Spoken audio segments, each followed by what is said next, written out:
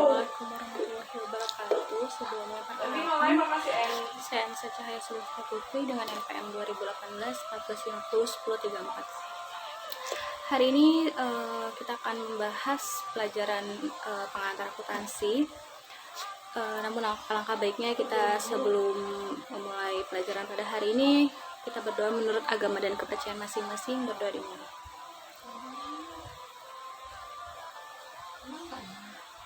Berdoa selesai. Sebelum kita melanjutkan pelajaran, kita absen dulu.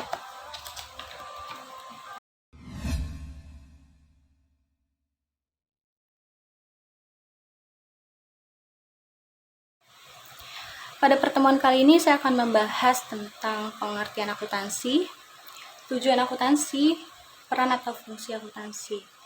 Akuntansi ini ialah sebuah seni, yaitu seni mencatat, menggolongkan, mengikhtiarkan transaksi, menganalisis data keuangan perusahaan.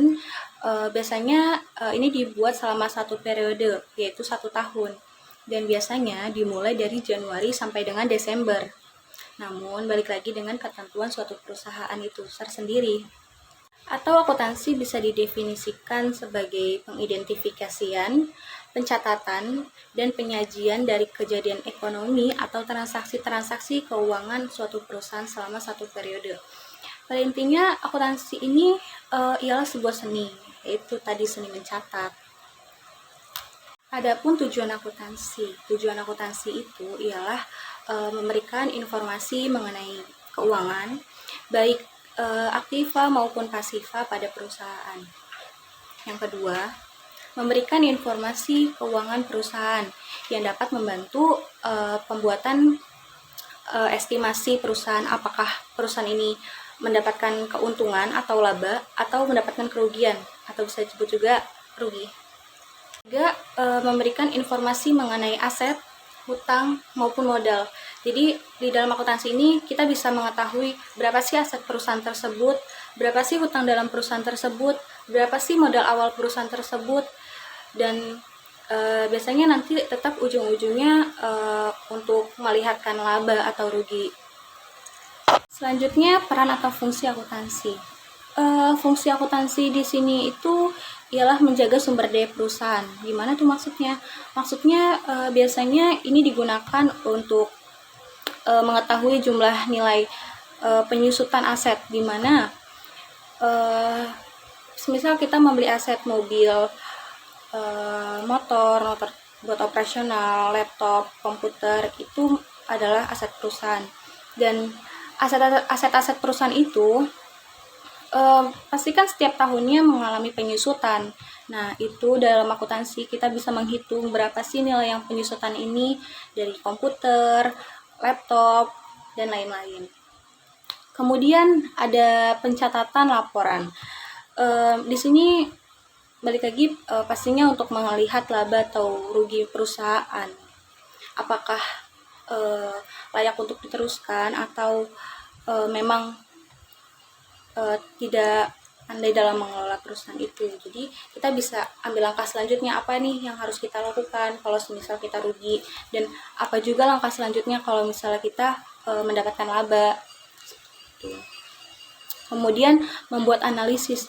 Biasanya hal ini dijadikan dasar untuk membuat keputusan dan strategi perusahaan. Gimana ke depannya, hal apa yang harus kita lakukan. Semisal kita ingin mencari customer lagi, atau oh ya udah kemampuan kita cukup sampai di sini aja perusahaannya gitu. Jadi tidak bisa menambah customer lagi.